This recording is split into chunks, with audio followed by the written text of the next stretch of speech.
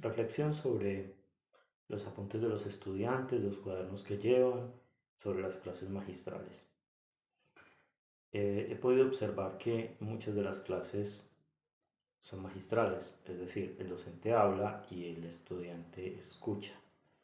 Y no sé si podría decir que eso es una escucha activa porque en realidad no lo es. Después de haber pasado una pandemia, el aprendizaje debió haber sido muy claro y concreto.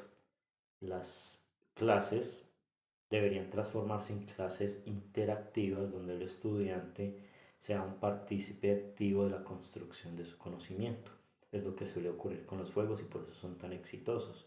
Porque además van estimulando al estudiante que vaya logrando cosas y él va obteniendo cosas de esos logros. Entonces lo estimulan a retarse, a esforzarse a más y además como generan placer pues se vuelven adictivos.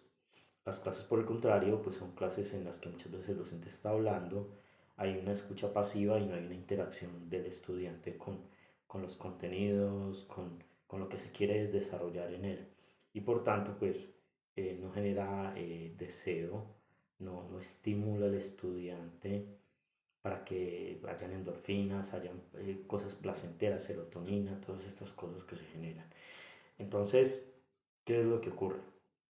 Aparte de que hay una escucha pasiva, cuando el estudiante lleva un cuaderno, uno puede observar varias cosas. Si el cuaderno es un cuaderno que no tiene esfuerzo, dedicación, cariño, cuando uno ve y organización, entonces cuando uno puede ver el cuaderno, pues eso es evidente. Sin embargo, el efecto de que el estudiante no lleve un cuaderno ordenado y organizado es muy poderoso. ¿En qué sentido? En que si el estudiante lleva un cuaderno desordenado, obviamente y mal llevado, cuando vaya a su casa, pues él va a tirar el cuaderno y no va a querer verlo. ¿Por qué? Porque obviamente ese cuaderno no es un cuaderno que él pueda entender, no son unos apuntes que puedan entender.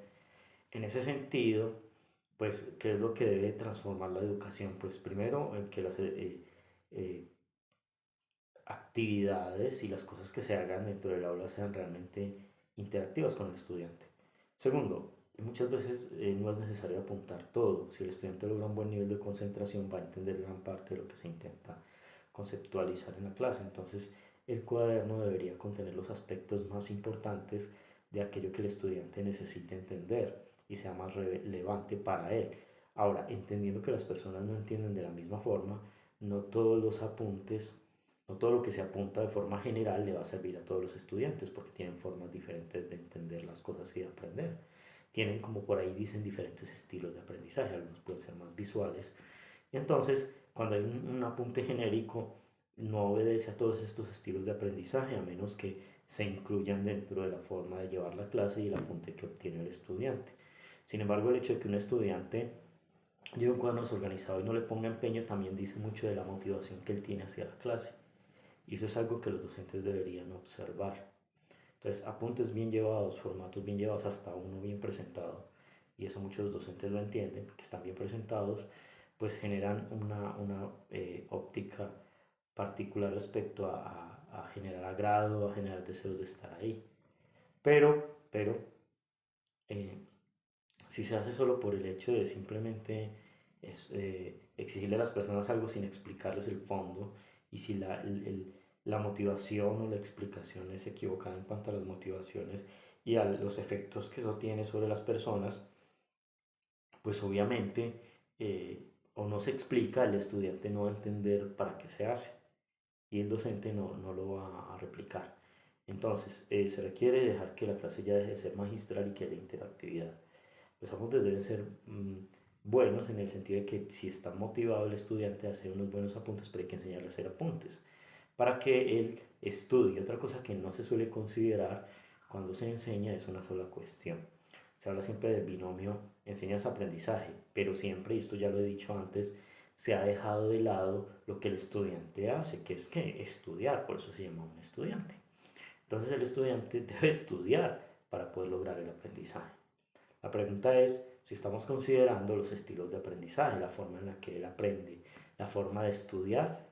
Digamos estilos de aprendizaje no, realmente no deberían ser estilos de aprendizaje, sino estilos de estudio o estrategias de estudio para que el estudiante pueda aprender. Entonces, eso no se considera y por tanto cuando el estudiante tiene unos apuntes genéricos no se le está considerando su forma de aprender o tampoco se enseñan estrategias de estudio porque básicamente eso se ha ignorado como si no fuera parte importante del desarrollo integral del individuo y con las tecnologías emergentes como la inteligencia artificial o posiblemente la robótica las cosas vayan a cambiar y se piense que un aparato puede reemplazar muchas cosas, entendiendo también que se viene este asunto de la clonación, del transhumanismo y un montón de cosas que están intentando imponer para que el ser humano sea transformado de esto que es actualmente en otra cosa. Entonces hay que tener muchas consideraciones en cuenta en cuanto a la parte de la pedagogía, cuál es el tipo de individuo que está proyectando, de persona, de ser. Sí, esa es una cosa que no se está teniendo en cuenta. Y de acuerdo a eso, pues las estrategias didácticas van a variar de una u otra forma, pero hay que hacer el análisis. Si no se hace, entonces, hacia dónde vamos a ir y hacia dónde va a llegar el mundo. Así que bueno, eh, este es como mi aporte. Que estén muy bien todos.